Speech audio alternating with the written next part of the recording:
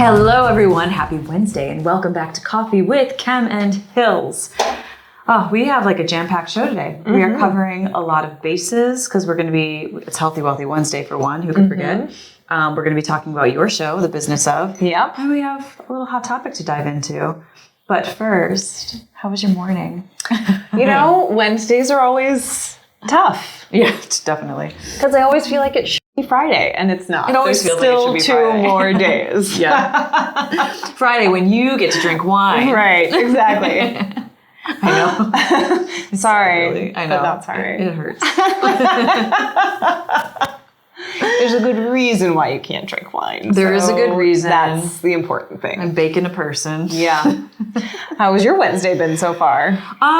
You know what? In general, I'm just like thankful to wake up and not feel like I need to throw up every single morning. Like I have finally gotten past my first trimester woes, and it wasn't just my first trimester. It went into my second trimester, too far into my second trimester for my liking. But I think knock on wood, I think I've come out on the other end. And I'm turn the corner? Yeah, I'm feeling a little more like myself again, which is really nice. That's good. It's funny, when I look back on some of our episodes that we were doing before, I was like, oh, honey, you look tired. God, she needs a nap. I feel like that's adulthood, though. I mean, you're growing an extra person, so you're definitely spending much more energy. I'm growing a person while chasing a person, it's a whole new adventure this time around. Right. It's crazy. It really is crazy. I feel like it's one of those things when you are in your first pregnancy and people are like, what's your best advice? You're asking people like, what's your best advice? Yeah. And they're just like, sleep. Just sleep. You won't ever get sleep again. And you're like, yeah, no, it's fine. It's fine. So true. And really, you don't get it back. And in your next pregnancy, if you have another one, you won't have the opportunity to sleep as much because you've got another kid. It's so true. I had my first one in the heart of the pandemic, and I was so bored. I was pregnant. My husband and I were just sitting in the house staring at each other while he was staring at his video games, but like outing him constantly. I love it.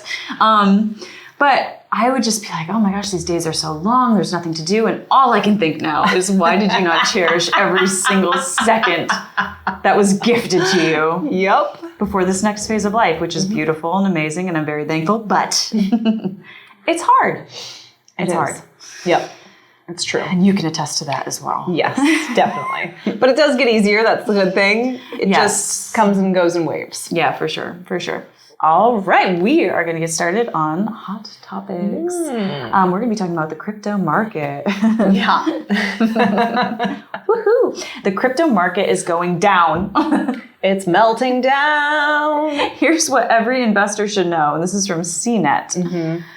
Okay, so I'm going to be completely transparent. I don't know that much about cryptocurrency. It freaks me out, the volatility that I hear about, although it seems to be everywhere. Yes. I mean, truly, I feel like it's everywhere. It's every commercial, Yeah. As we all know, during the Super Bowl, it took up, I feel like, the majority of commercial time. It did. They spent a lot of money during the Super Bowl on commercials, for sure. Trying to normalize this idea of digital money.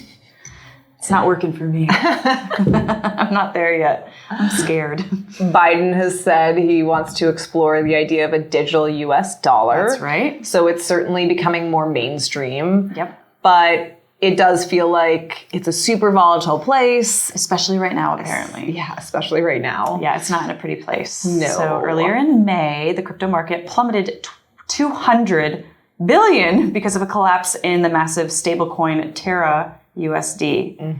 Yikes. And on top of that, because of the broader economic woes, the crypto market has been trending downward, hitting an all-time high last November. Yeah. So yeah, this is probably a scary time to start investing in cryptocurrency. Yeah, I think people are still really excited about it. Yeah, and I think there's critics of cryptocurrency who say that it's just an empty bubble, that there's nothing attached to it. So really, you're just putting money in and hoping that it goes up, but there's really no historical data to understand if it it's a is. crapshoot. Yeah, it's a crapshoot. And then there's people who think it's the new money, and so this the way is the of future. Which as much as I say like, it makes me nervous, I kind of, it probably is. You know what I mean? We have the metaverse. Right. You know, I mean. Kristen's other favorite thing, the metaverse. I'm like this Nana that just can't budge. It's fine. But I think that there are, it does feel like, to your point, that it's becoming more mainstream. There's a lot of people who are talking about it. How do you fit it into your portfolio? What are some of the things? How much should be in your portfolio? How much should it be in your portfolio? I think one of the smart things that this article points out is, what is the right investment for you? What is the right percentage of your portfolio that should be in this? We don't have historical data to know how much, but it kind of depends on your risk tolerance. Mm-hmm. And one of the things that they do say is basically anything you put into it, you shouldn't be afraid to not ever get back, because the volatility can be so intense that it is a crapshoot. They say before investing, you need to consider these risks, which is that there's very little protection in regards to your money. The volatility, which I think everyone's familiar with. It's often driven by hype through tweets, TikTok, and YouTube. Yes. Like skincare. Yeah.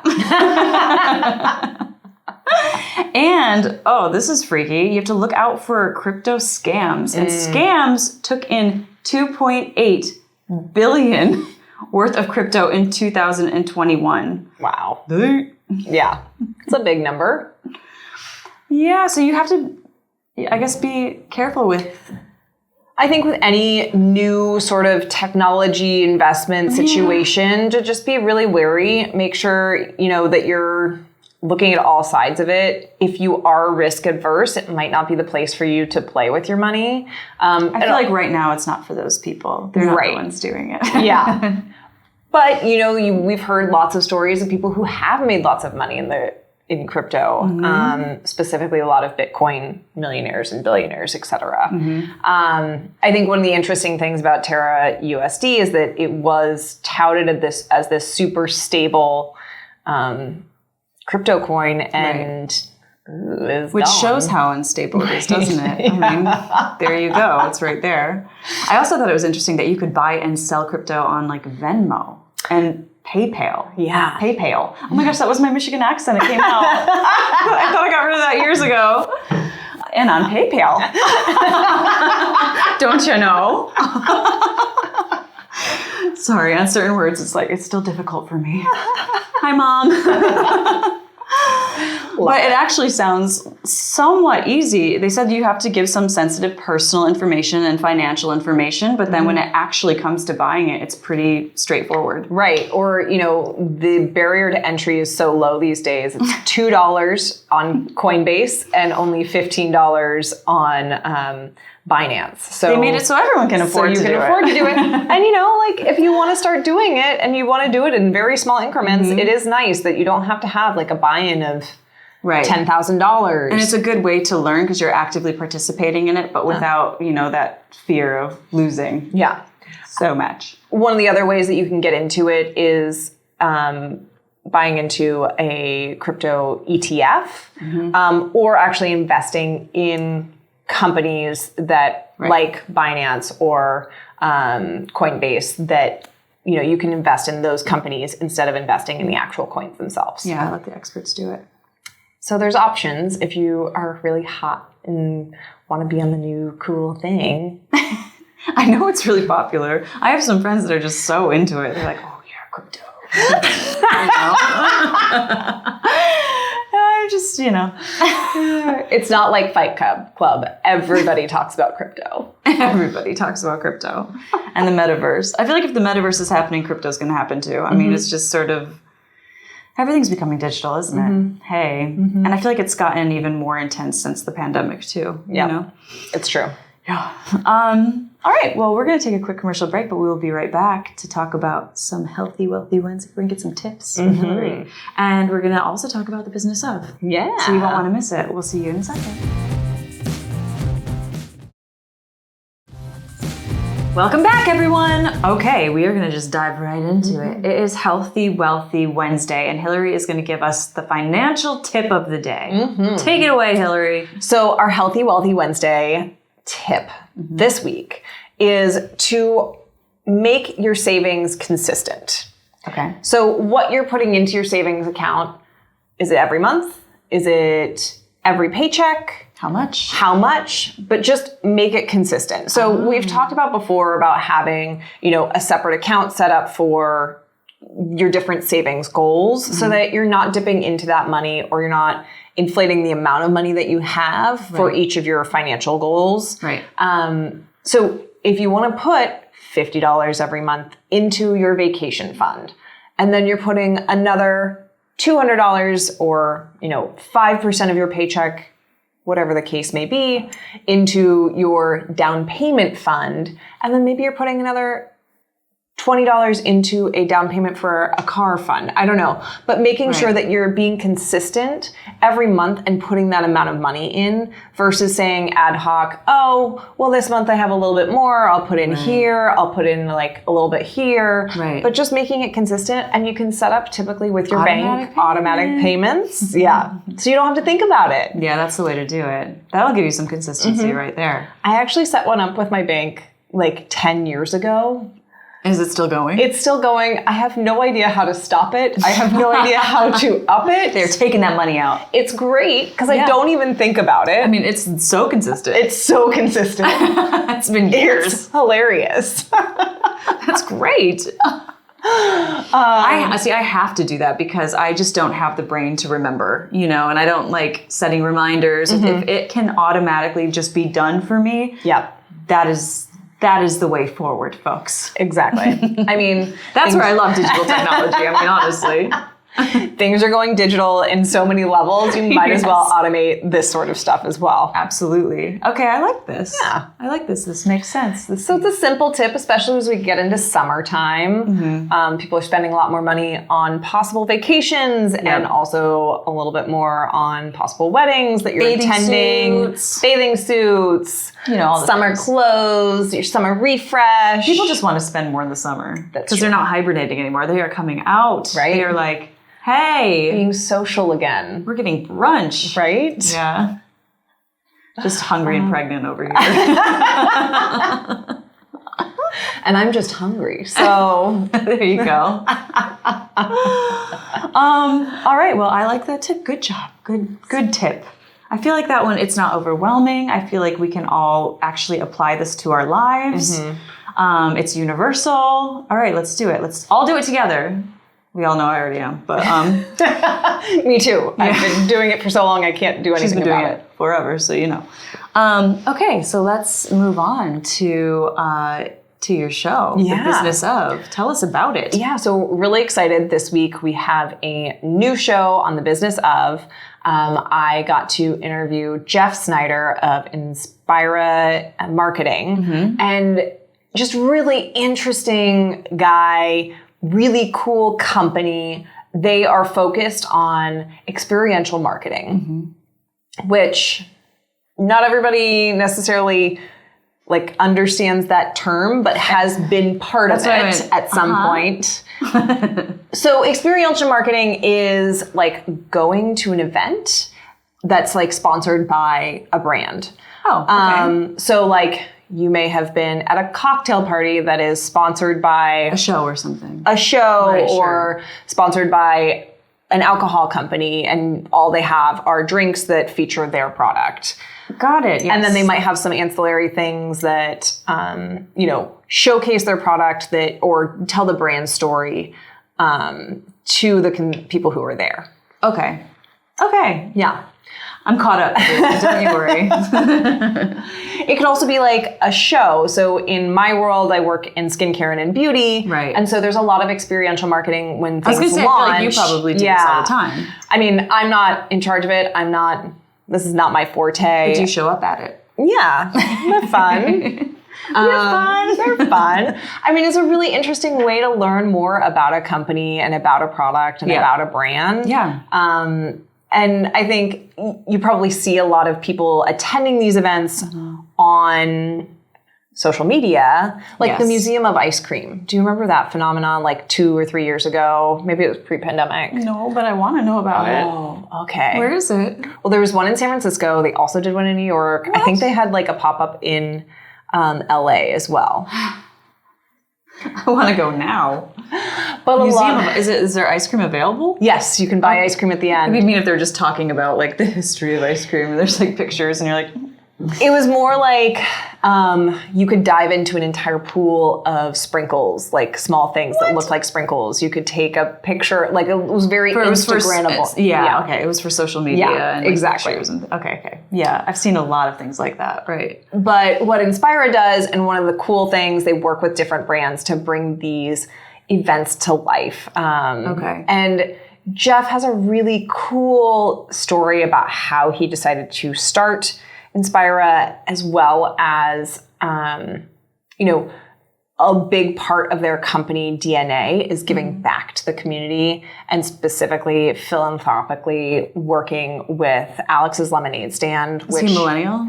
He is not. Oh, I just know that millennials are really into that work. It's true.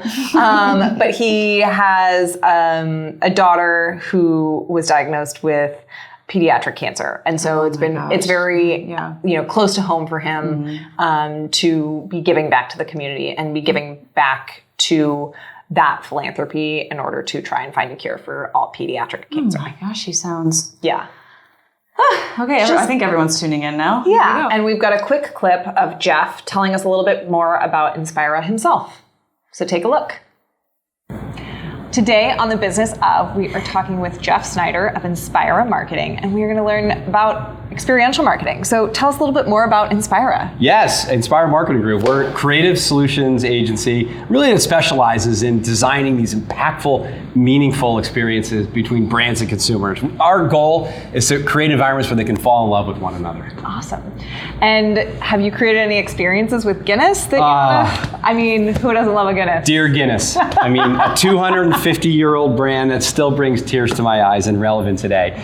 It's one of my favorite brands that we're working on right now. We've got 75 people across the country, some of the most high-end, incredible, passionate brand ambassadors for such a great brand. Oh, it's so great. Such a great heritage brand that's still relevant. It is. Every time you walk into a bar. Every time I see it, I have to have one. Exactly. I'll teach you the perfect pint now. Perfect. Well, tune into The Business Of today to learn more.